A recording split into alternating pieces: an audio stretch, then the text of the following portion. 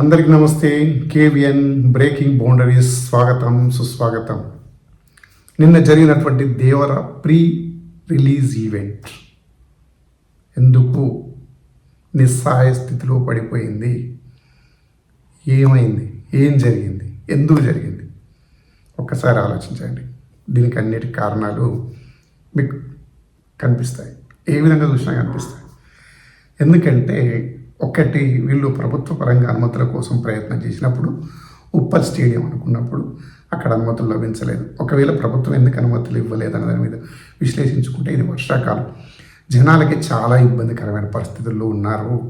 అటువంటి సమయంలో మనం ఇది కనుక అనుమతిస్తే వచ్చిన జనం అక్కడ ఒక 50 నుంచి 70 వేల మంది మాత్రమే కూర్చునే సదుపాయం ఉంటే, వీళ్ళు 1,00,000 నుంచి 3 లక్షల మంది మధ్యలో కనుక వచ్చి ఉంటే మనము ఇలా వాళ్ళని కంట్రోల్ చేయగలుగుతాము. లేకపోతే వాళ్ళు ఎటువంటి అసౌకర్యానికి గురవుతారన్న దృక్పథంతో ప్రభుత్వం ఇచ్చి ఉండకపోవచ్చు. నెంబర్ 2 పాయింట్, అక్కడ అనుమతులు లభించలేనందున మీరు ఇండోర్ ఒక ప్రైవేట్ హోటల్లో పెట్టుకున్నారు. దాని కెపాసిటీ 3,500 నుంచి 4,000 అనుకున్నప్పుడు దానికంటే రెట్టింపు వస్తే ఏ విధంగా మనము అభిమానులను సంతోషపరచగలమన్న విషయాన్ని మీరు కూడా గుర్తుపెట్టుకోవాల్సిన అవసరం ఇక్కడ ఉంది. ఇరువైపులా 2 విధాలుగా ఆలోచించినప్పుడు ఇక్కడ మాత్రం బలైపోయింది, బాధపడ్డది మాత్రం అభిమాని. ఆ అభిమానికి నువ్వు ఎప్పుడు వెలకట్టలేవు. నీ మాటలు మాత్రమే అతనికి మంత్రం. నువ్వు చేసే ఆ విన్యాసము, ఆ మాట వినడం కోసమే సుమారు 6 నుంచి 700 కిలోమీటర్ల దూరం ప్రయాణం చేసి ఒక ఉదయం 3 గంటలకు 2 గంటలకు లేచి తన వ్యయ ప్రయాసాలకు ఓర్చి ఇంత దూరం వచ్చిన ప్రేక్షకుడు నిరాశపడ్డాడు, అభిమాని ఆందోళన పడ్డాడు. అభిమాని పరంగా చూసినప్పుడు నువ్వు ఇచ్చేటువంటిది ఏది కోరడు. అతనికి నీకు రక్త సంబంధం లేదు, ఉన్నదల్లా అభిమాన బంధం. అది ఈ రోజు నుంచి వస్తున్నది కాదు. మీ పూర్వీకులు ఎన్టీ రామారావు గారు, ఆ తర్వాత బాలయ్య గారు, తర్వాత మీరు, ఇంకా కళ్యాణ్ రామ్ గారు, వీళ్ళందరూ నటులు అవ్వడం వల్ల మీకు ప్రేక్షకుల లోపల జనాదరణ ఎక్కువ ఉంది.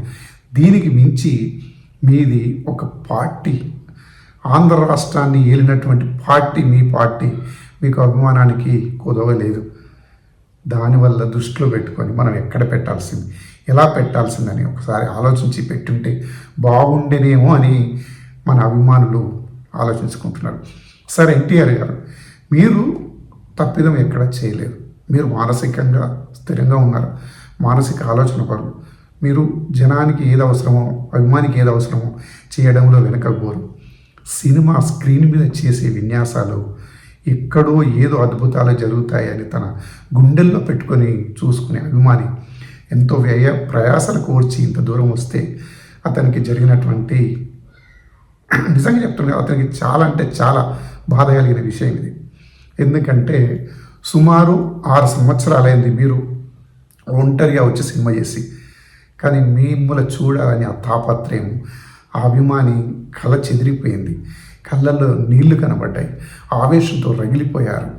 ఒక అనాథ భావ దృక్పథం ఏర్పడింది వాళ్ళ లోపల. ఇవన్నిటి కారణాలు మనం ఎలా చెప్పుకోగలం చెప్పండి ఒక్కసారి. దీన్ని ఉదాహరించుకొని మీరు ఒక్కసారి ఆలోచించండి. మీరు ఒక గొప్ప స్థానంలో ఉన్నారు, మీరు చేయాల్సిన పనులు చాలా ఉన్నాయి, మీకోసం వాళ్ళు వస్తున్నారు. మిమ్మల్ని ఎప్పుడు వాళ్ళు వ్యతిరేకించారు. మీరంటే అంత అభిమానం, అంత ప్రేమ. మీరు అంటే అట్టడుగు వర్గాల వాళ్ళకి చాలా అభిమానం. నటుడు మీ తాతగారైనా సరే, మీరైనా సరే, మీ బాబాయ్ అయినా సరే, ఆ పేరు మీకుంది. ఆ పేరు నిలబెట్టుకునే ప్రయత్నం మీరు చేయాలి. చేయడానికి మీరు ఏమి కావాలి? మనము ఆహ్వాన పత్రికలు పంపినప్పుడు ఎంతమందిని పిలుస్తున్నాము, ఎంతమందికి ఏర్పాటు చేయగలము, అది దృష్టిలో పెట్టుకొని చేయాల్సిందేమో అని నీ అభిమాని కోరుకుంటున్నాడు. చూడండి, ఇక్కడ ఎవరిని తప్పు పట్టడానికో లేకపోతే మీ మీద ఏదో అభండం వేయడానికైతే కాదు.